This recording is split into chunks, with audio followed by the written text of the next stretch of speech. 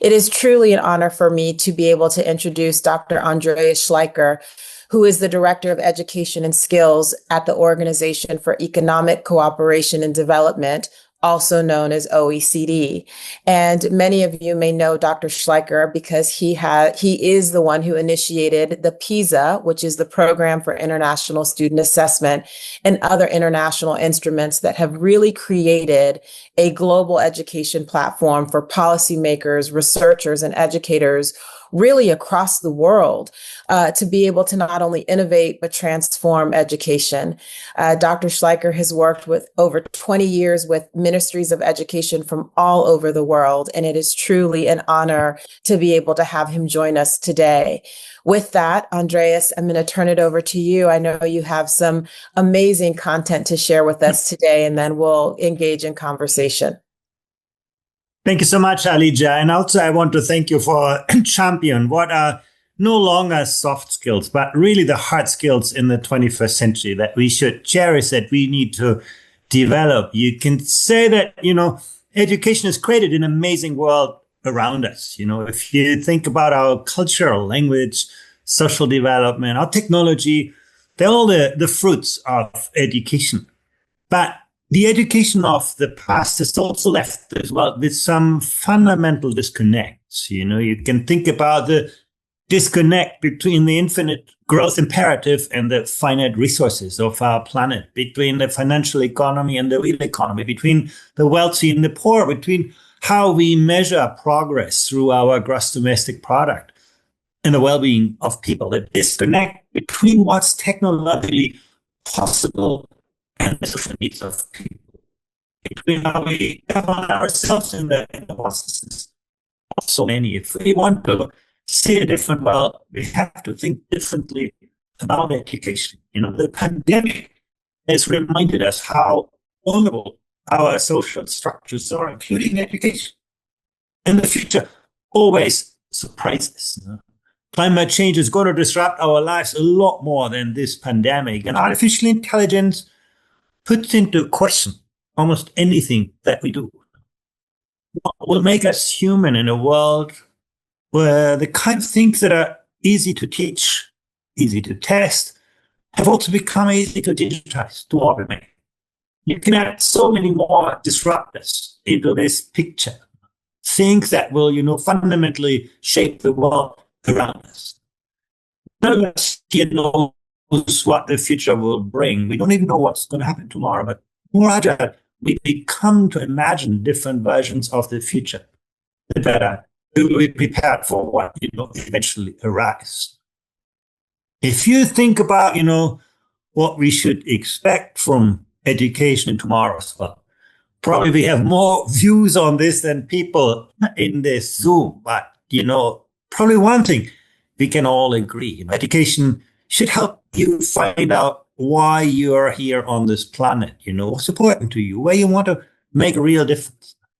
It should help you discover your talents, where you can become really, really good at.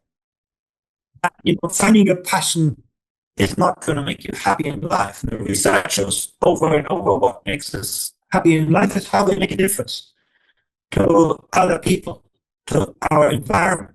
So helping people understand what the world expects from them, what the world needs from them, is also important. And then, helping people understand how to translate better skills into better jobs, better lives. So if that's what we expect from education, how do we do?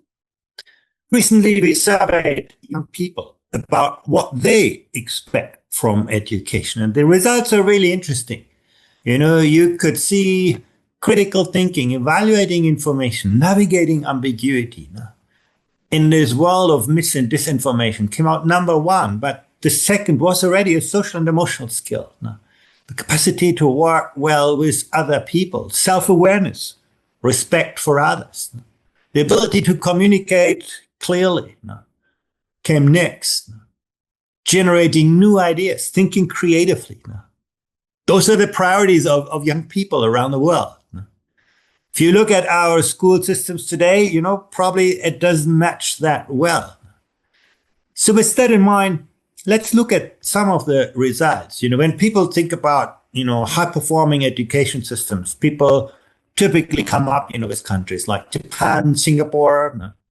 And yes, Singapore gets 10 out of 10 points when it comes to reading, mathematics, and science. Singaporean kids do really, really well on that. But, when you look beyond that, you can see Singaporean education system doesn't deliver well on everything. Now, you can see Singaporean students are not that happy. The orange bar is quite short. Now, they do not show a great level of emotional resilience. In the world in which you live today, can you reinvent yourself every day new when you wake up in a new world? And you can see Singaporean kids struggle with this. They thrive in a world that was prepared for them. But when they have to, walk their own talk, it's not so great. The quality of social relationships, the red bar, quite short. All I want to say here is that, doing well on one thing doesn't mean to do well on everything that matters today. If you look to the United States, it's actually not that different. American, young people do not do as well as Singaporean on the academic skills, but, on most other dimensions, the results are not so different. Now, American 15-year-olds here on the PISA test did not show a great level of psychological strength and well-being. They did not show the level of emotional resilience you want to see. They did not show the quality of social relationships that, you might expect. Let me bring you to, a country south in Peru. Look at this. You can say Peruvian kids really struggle with reading, math, and science. Now, the yellow bar is very short. Academic, skills still are in urgent need of development. But, we shouldn't look only at that. At many other areas, Peruvian kids do really well. You can see they show a great level of psychological strength, good level of agency. They can mobilize their cognitive, social, emotional resources. They show a great level of resilience, good social relationships. They can organize their lives beyond schooling. Now, if you compare, Peru and the United States, you might think, oh, well, maybe we have to make a choice. Either we educate kids academically really well and then they lose out on social emotional outcomes, or we are like the Peruvians, we put the premium on social emotional skills and then, we lose out academically. But it's not so easy. You can look at a country like Denmark and they get almost everything right. You can see Danish kids are very good academically, better than Americans even. They have great level of psychological well-being, very good level of agency, good level of resilience. And then the last bar, the blue bar, is also important. You can see they're open to the world. They can appreciate different ways of thinking, different ways of walking. They're open to other cultures. In this world in which we live, that's also incredibly important. So all I want to show you here is that we can reconcile academic, social, emotional skills. The question is not, can we achieve academic success at the expense of social, emotional outcomes, but can we achieve academic success through social, emotional outcomes? And now you say, well, education is just one player in this. But, when we ask 15-year-olds, what makes you happy in life? You think, school is the last place that makes, 15-year-olds happy, but actually it ranked number second. School is an incredibly important place for young people where they find themselves, where they meet other people, where they find identity, purpose, those kinds of things that truly matter. And that's really, really something important. So we should, look very much to what's happening in schools. Are we developing, self-directed learners? Now, we looked at that, and you can see in the case of, the United States, young people learn because they're told to. But when you look at the, capacity of students to motivate themselves, to, learn out of their own interest, their own inspiration, that's a share below the OECD average. That's very important in tomorrow as well. In the past, we used to learn to do our work. In the future, learning is the work. The success is very much about your capacity to, expand your horizon every day new in a different world. And you can see that's something that we need to develop, and social emotional skills come into play in this. Now, I talked about social emotional skills. Why do I put so much emphasis on this? Recently, we looked at how social emotional skills play out in adult life. And we can see, for example, they have a great influence on you getting a job. You can see literacy. Yes, literacy and numeracy do matter. You won't get a job if you can't read and write and so on. But actually, emotional stability, conscientiousness, extraversion come up pretty close to that. They are no longer sideshows. They're very, very essential for you to get a job, do a good job. You can see a strong relationship with health. We do not know what's cause and effect here. It could go both ways, but there's clearly a strong relationship between our social emotional skills and our perceived health. Civic engagement, volunteering. You could see actually the relationship whether young people or older people in this case, people in the workplace are giving back to society depends even more on social emotional skills than it depends on their cognitive skills. So these are really, really important. And then, you can see adult learning. I highlighted already how important it is that, people continue to learn through their lives. And that very much depends on whether you have acquired some of the social emotional skills that we looked at. So once again, we should no longer consider social emotional skills as a kind of soft skill. We should consider them as the hard skill in the 21st century. And in turn, many hard skills of the 20th century have become very soft in the 21st century. They evaporate as we have tools like ChatGPT and so on. So, of course, the big question is, what can we do about this? I want to look at, start by looking at what teachers can do. First of all, when you look at student sense of belonging, you can see a huge gap. In Switzerland and Austria, most students feel, school is a place where I belong, where I make friends, which is the kind of social environments where I'm confident and feel well. That's not so much the case in the United States. It doesn't mean that students do not learn academic skills, but, that place of well-being, that place of identity is not so clear. The other point I want to make, why do I highlight the role of teachers? Because we have very clear evidence that the quality of social relationships, the relationship between students and teacher, is the most powerful predictor for students' self-directed learning. That kind of independent, self-motivated learning depends on nothing more from everything that we measured than the quality of social relationships. Students learn best from teachers they love. And by the way, academic skills comes even out number one, beyond motivation. So once again, we should never underestimate that learning is not a transactional business. Learning is always a social, a relational experience. You can say the same about anxiety.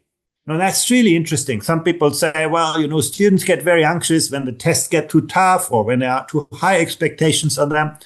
We do not find any of these relationships.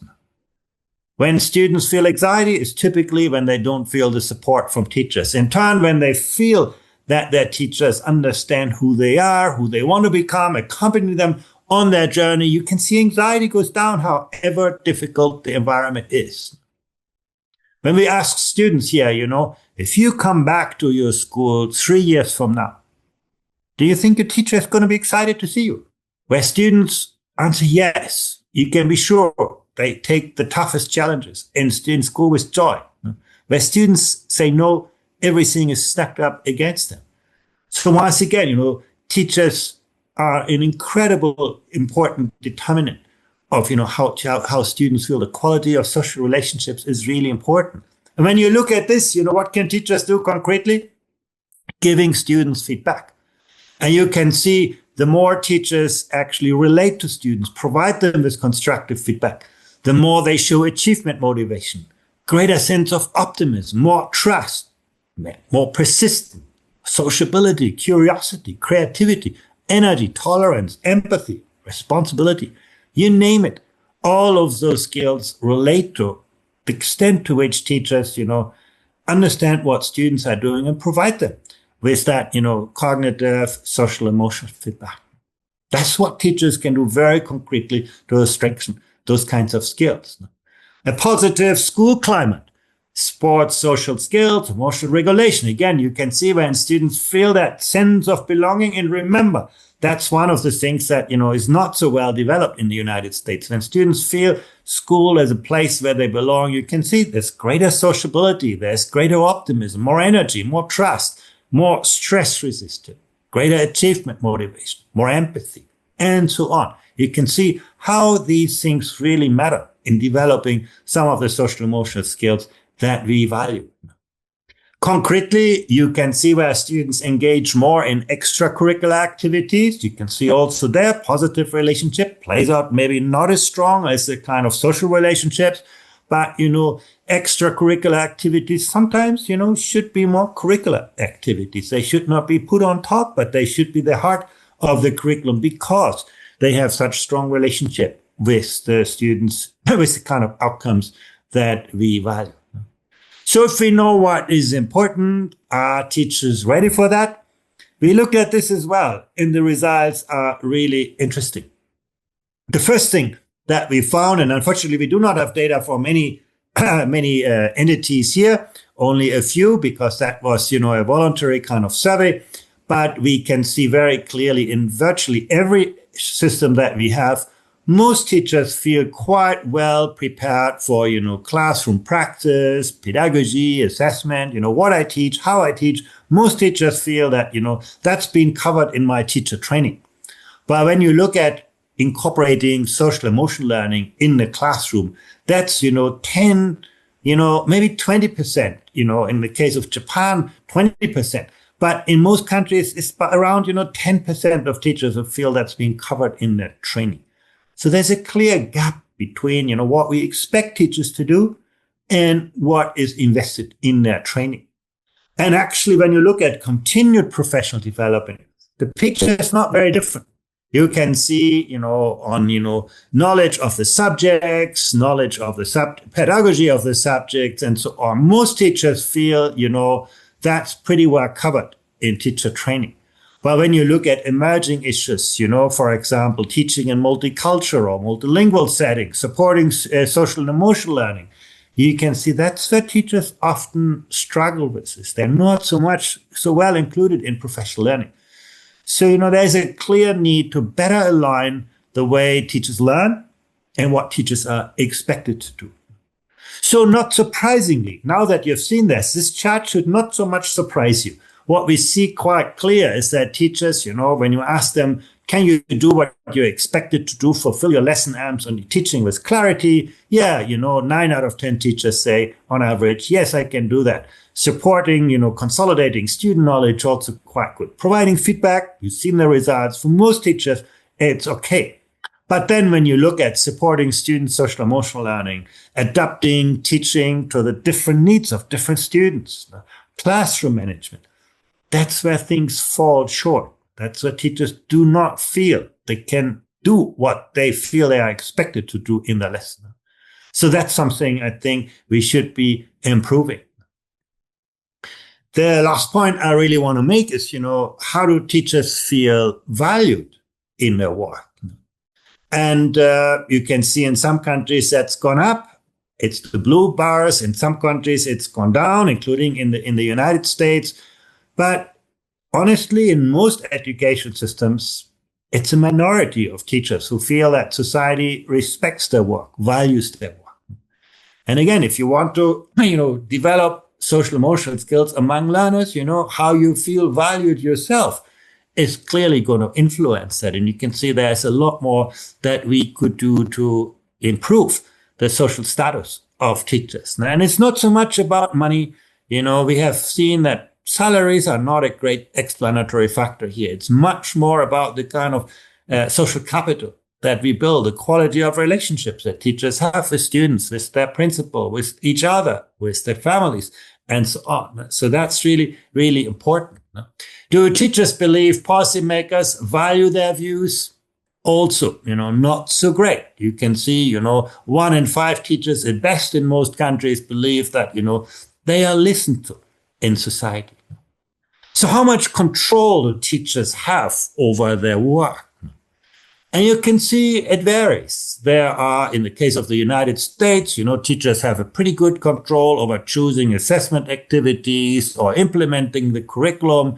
But, when it comes to the design of lessons, to the choice of materials, determining course content, establishing, student assessment policies, and so on, you can see actually American teachers have less discretion, less ownership over those kinds of practices than teachers in other countries. There's huge variability.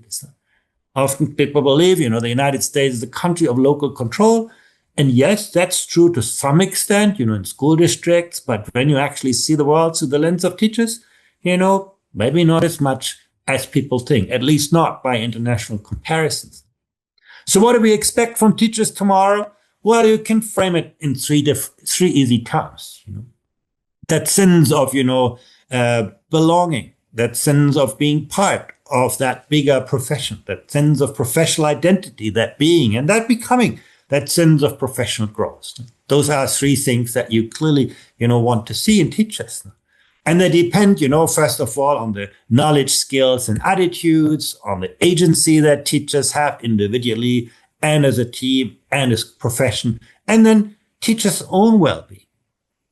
So let me just briefly highlight some of the things that will help teachers swim in this world. That agency, that capacity to do things, that capacity to work in a collaborative culture, that sense of professional ownership. The knowledge, skills, and attitudes, you could see very clearly that was, to some extent developed when it comes to subject matter teaching, but when it came to social emotional skills, a lot more to do than what we have seen so far. And, the physical and social emotional well-being, at least when it comes to the social status of teachers, the perception, that society truly values the work is often quite limited. It's a complex picture. You can put many factors together that really matter, but you can summarize them in three, that opportunities that teachers have for professional growth, that capacity to develop, to advance in their careers, to be valued, not to be put into a box, to be part of a team, part of a school culture. The capacity to be part of the design of the education systems, like teachers as creative designers of the most innovative learning environments. And last but not least, that well-being of teachers as well. Those are dimensions that, if we want to see a different world in education, those are the kind of investments that we need to make in the workforce of tomorrow's teachers, to give them something that they can then give to their students. And you could see from the beginning how much of a difference those kinds of outcomes actually make for student learning. Thank you very much. And I look forward to our discussion. Thank you, Andreas. There are so many questions in the chat. I cannot wait to start surfacing them up. I just want to share a little bit of work that CASEL is doing, particularly on this workforce readiness side. We have really been thinking about how to elevate the importance of these skills, not only for the workforce, but then overall, to your point, on life beyond college and into career. We have been really intentional on thinking about not only how do we elevate this work through our reports and publications on the importance of these skills, but then also what are the policy conditions that need to be in place, to your point, to be able to actually see the changes within the classroom, the school structure, and the environments where our young people are. And I want to highlight another really important piece of work that several of our team members have been leading internally around researching the portraits of a graduate here in the United States. There are what's called portraits of a graduate, both at the local level, but also at the state level.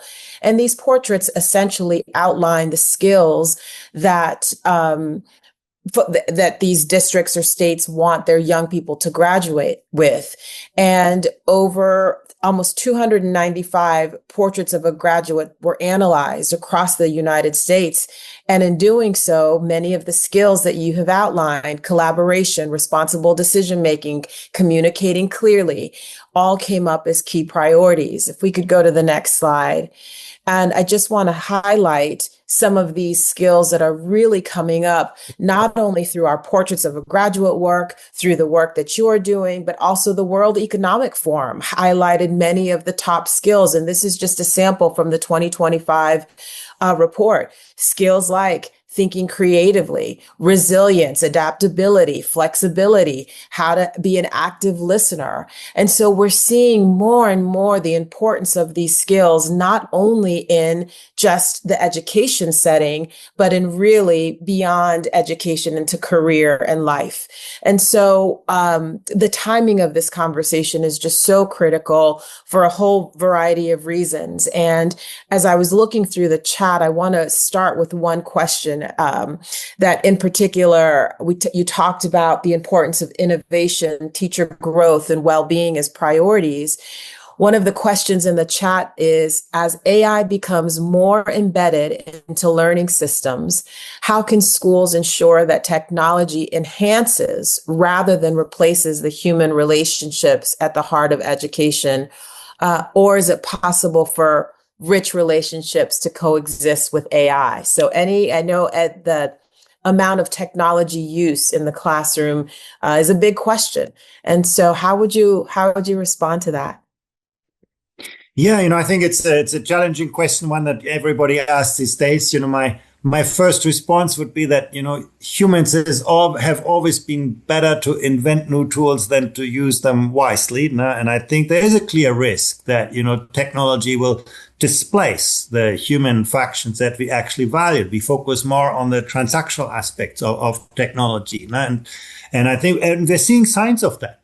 Really, that, technology is seen as a substitute for the work of teachers rather than as something that super empowers them. One answer that I would give is, where teachers are using technology in intentional ways, where you can see actually teacher-directed uses of technology, looking at learning analytics, the power of kind of data for, helping teachers better understand different students' needs. That's amazing. That's where you can really do a better job as a teacher, become a better coach, a better mentor, a better, facilitator, a better social worker in that.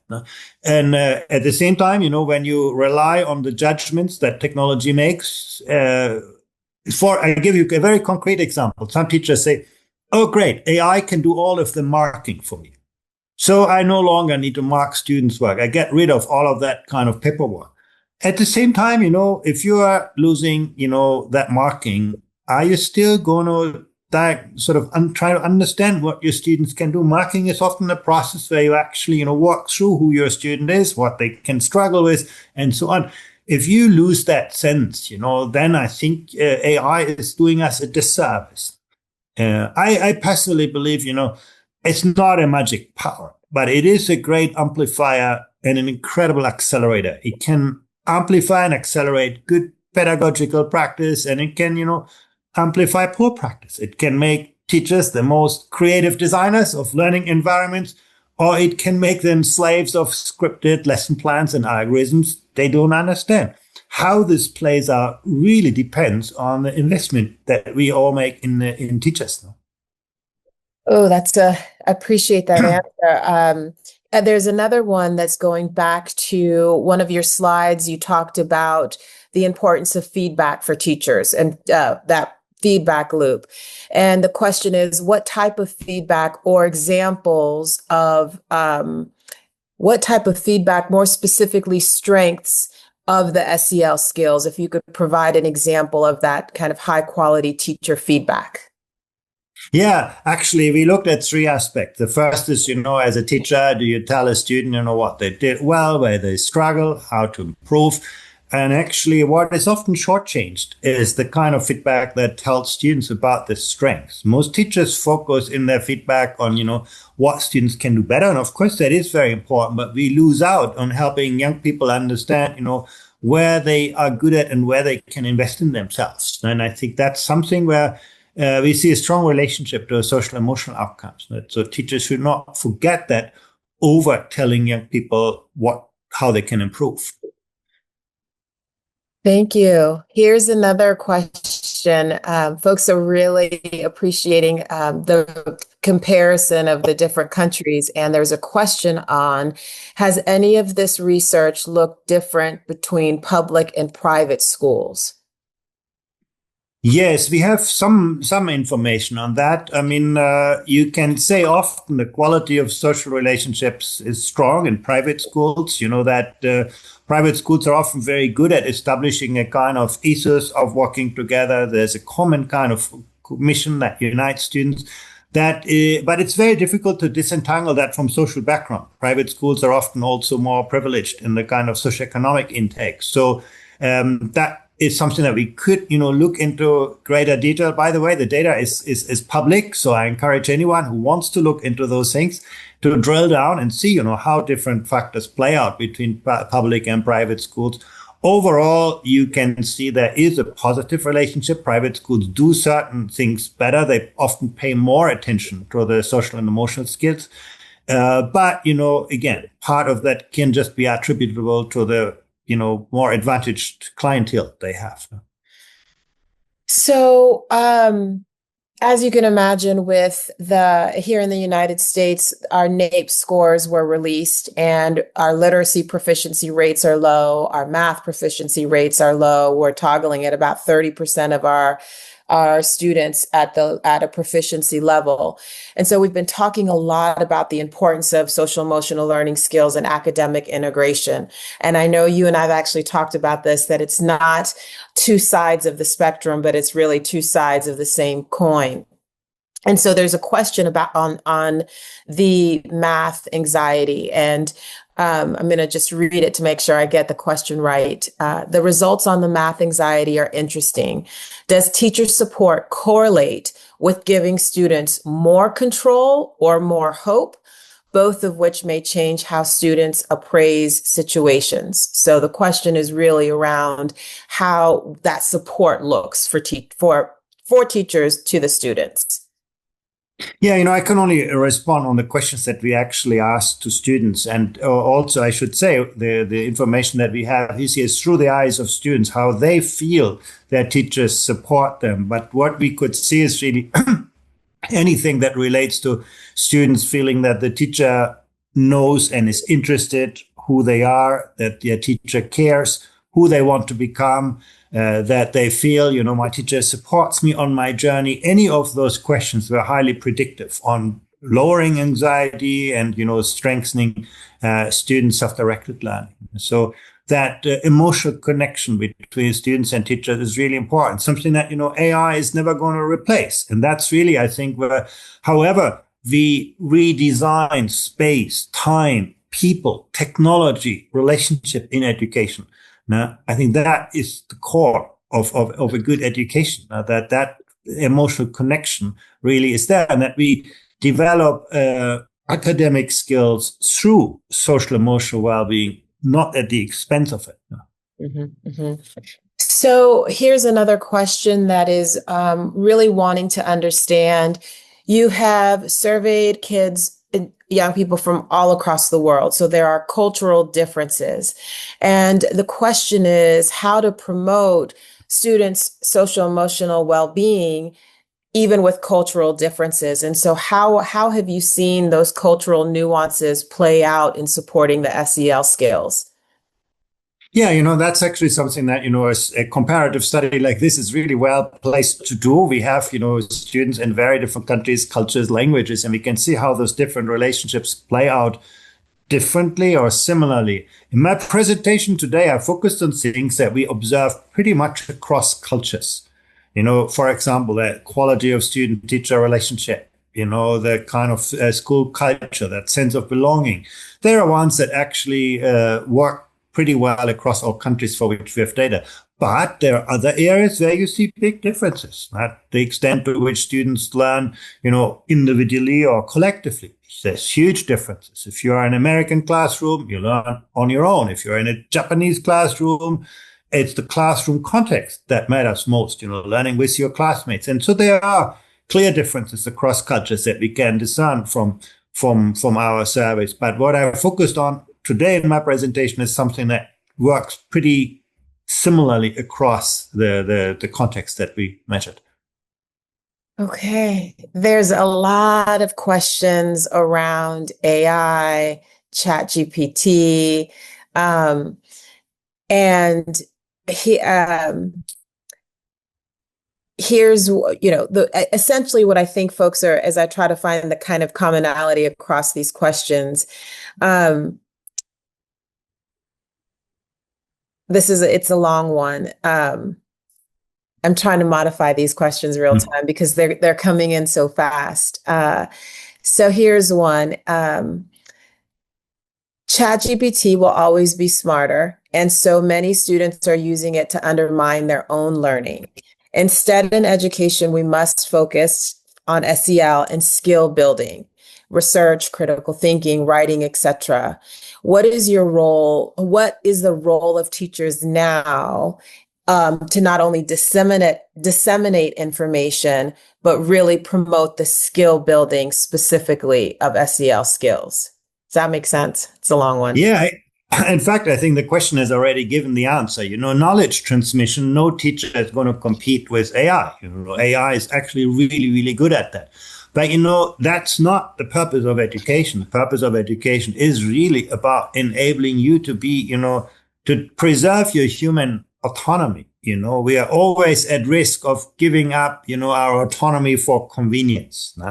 It's very tempting to outsource your thinking as a student to AI, rather than, working hard on an essay, you ask ChatGPT to do it.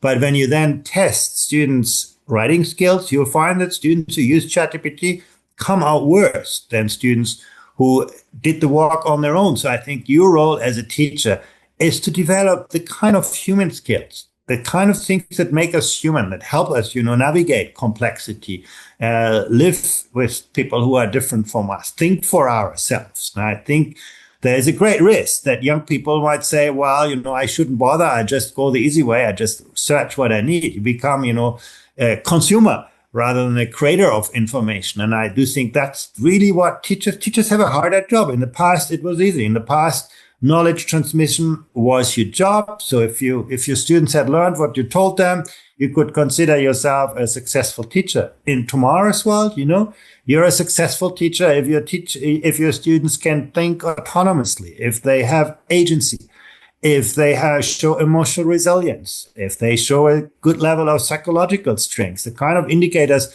that I showed at the outset. Those are, I think, tomorrow's criteria for success of really good teachers, which makes the work of teachers a lot more demanding, but I believe also a lot more interesting. Why do I say this? When we survey teachers, we found that the most important reason why people become teachers is because they say, I want to make a difference to the lives of young people. And now they have that chance. They can actually, diminish the emphasis they put simply on knowledge transmission and put greater emphasis on helping young people understand, what do I want to do in my life? Where are my talents? And where can I make a difference in this world? So these are a couple of different questions here coming from different countries that either have had recent teacher strikes, conflicts, some kind of political violence, and they're asking about the importance of SEL in particular in conflict impacted regions. What advice or thoughts would you have for those who are navigating political turmoil or conflict and also the well-being of both the teacher and the students? And I think it's a really important question also because, that kind of conflict is rising in many parts of the world and in many classrooms, even in peaceful kind of situations. Over the last couple of years, I've been working a lot with teachers in Ukraine and schools in Ukraine. And what's really interesting, teachers themselves in that country see the importance of social emotional skills. They see, look, I can no longer be successful in academics if I do not really take care of the students, if I do not become a good coach, a good mentor, a good social worker, a good, and I think that's something teachers themselves realize the importance of those skills. The question is much more, can our education systems do more to support teachers on that journey? And as you could see from the data, that doesn't look that great. Our kind of teacher development systems are very much geared towards cognitive outcomes, and they are not yet sufficiently developed to help teachers develop those kinds of strengths that they themselves often feel, particularly in, I cannot talk about, all conflict countries, but in the case of Ukraine, that was really a very, very big priority for them. So here's a question around SEL skills and emotional regulation. And then we have another one coming up about, there's another theme coming of questions around teacher well-being. So I'll come back to that. So there's a lot of questions around SEL skills and emotional regulation. And so either asking you to unpack it a little bit more, to define the two, or how the two are more closely related. So can you just talk a little bit more about SEL skills and emotional regulation? I view emotional regulation as an outcome. That's what you want to see. Students who can manage themselves, who can live with themselves, who can live with people who are different from them.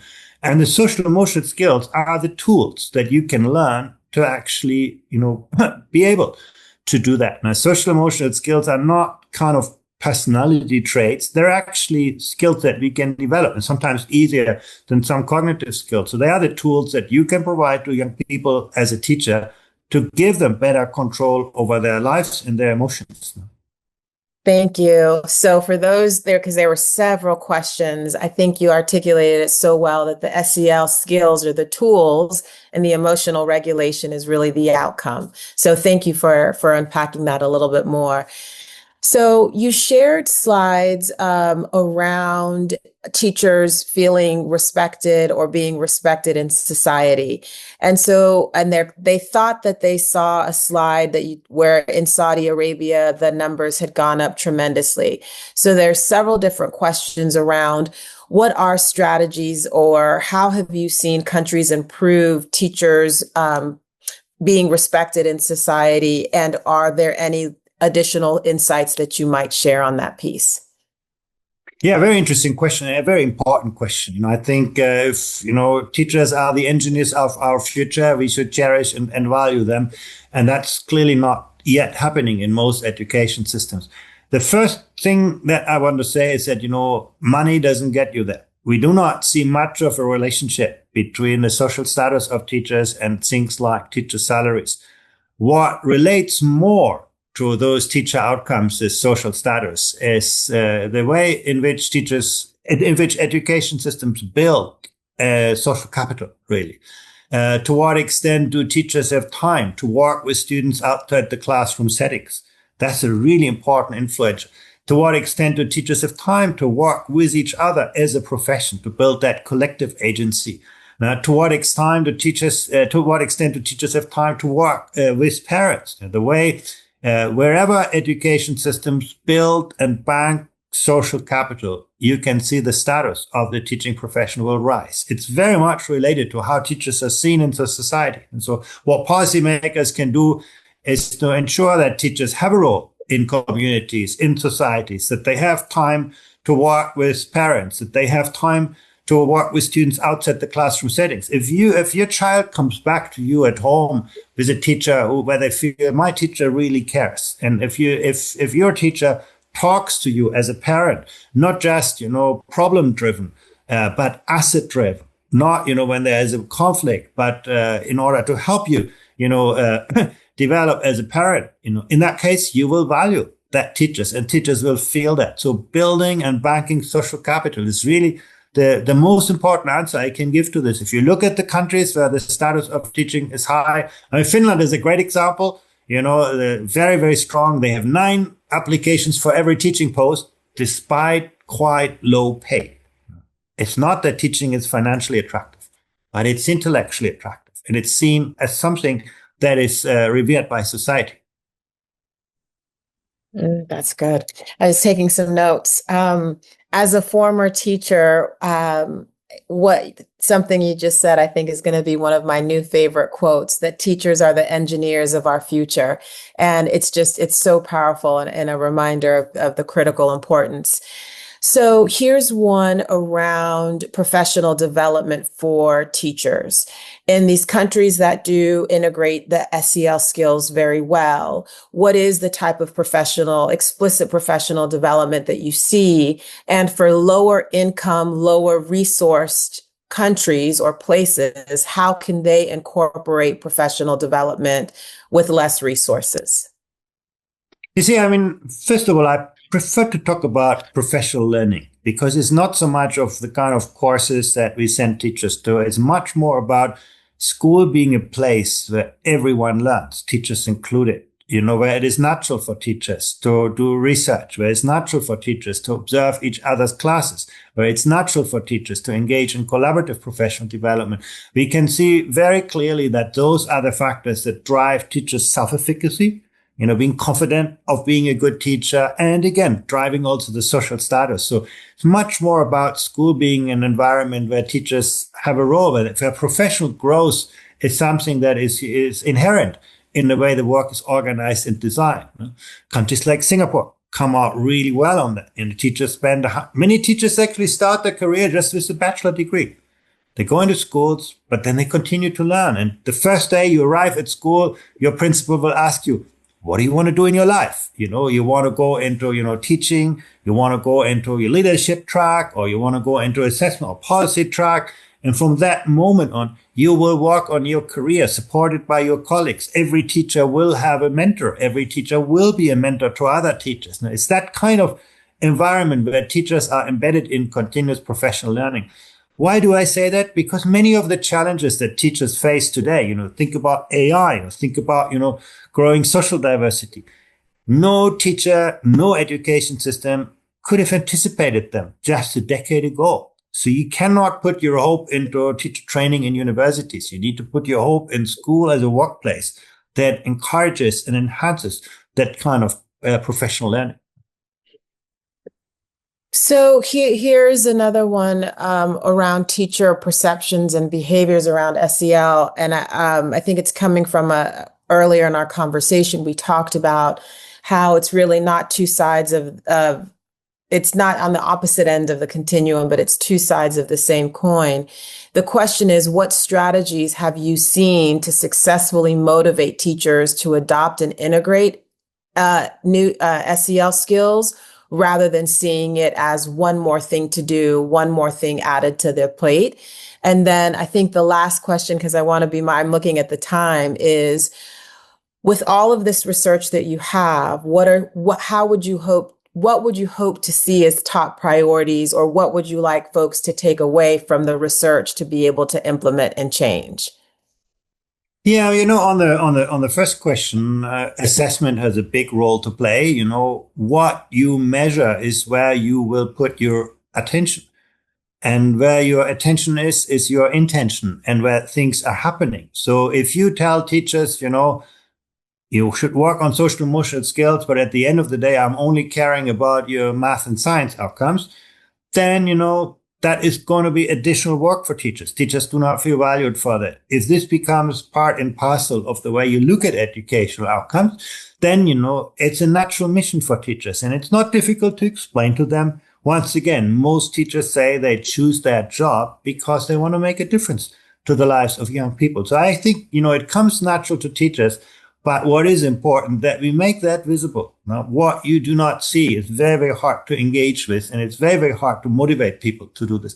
Our assessment systems have to be much more sensitive to a broader range of learning outcomes beyond, the academics. And I think today we have the tools. You could see, in PISA, that's something that we can do today. We can measure student learning outcomes across a broad range of outcomes. And I think that gives teachers the confidence that, they can do something about it. And, that in terms of the kind of takeaway message, the first thing is, social emotional skills are not personality traits. They are skills that can be learned, and moreover, they can be taught. I think that's the first thing that you can see. Second, those kinds of social emotional skills are very much dependent on the quality of relationship between students and teachers. So as a teacher, don't just think what you do, what you say, what you teach. Think about how you relate to students and what time you take to understand who your students are, who they want to become, how you can accompany them on their journey. The 5 minutes or the 1 minute that you spent with a student individually can have a greater influence than the hour that you spent with them. The one experiment in science that they do themselves is what they remember in their lives. The 20 you talk about, they may have quickly forgotten. So I think those things are really, really important, taking the time and being aware that, that relationship is what's going to drive many of those outcomes. The takeaway for education systems is to reconfigure space, time, people, relationships, technologies in a way that actually encourages those kinds of quality relationships, not to ensure that, teachers and students work together, that teachers are not in isolation in their classrooms, but have that collective agency as well. I think good system design is really about creating the conditions for that. I love that. So for those in the audience, I'm just going to repeat kind of those high level takeaways. One, that the skills of social emotional learning can absolutely be learned and taught. The second is the quality of the relationships and how important those are. Reconfiguring education to create the space for these social emotional learning skills to really be a fabric of the day-to-day experience. And then, Andreas, I think I'll add the fourth one when you mentioned assessment, that what we assess and what we measure is also what is easier to track and improve. And so thank you for those takeaways. Thank you for your research. I also want to just express my gratitude. I know we were supposed to be in person in Minneapolis this week, but through a series of events and the environment changing here in the United States, I appreciate your willingness to join us virtually. We had over 1,000 people registered for this webinar, which goes to show just how important this conversation is, whether it is to improve academic outcomes, whether it is important to improve our student engagement, and just the overall well-being of our teachers and our young people. So thank you very much for joining us today.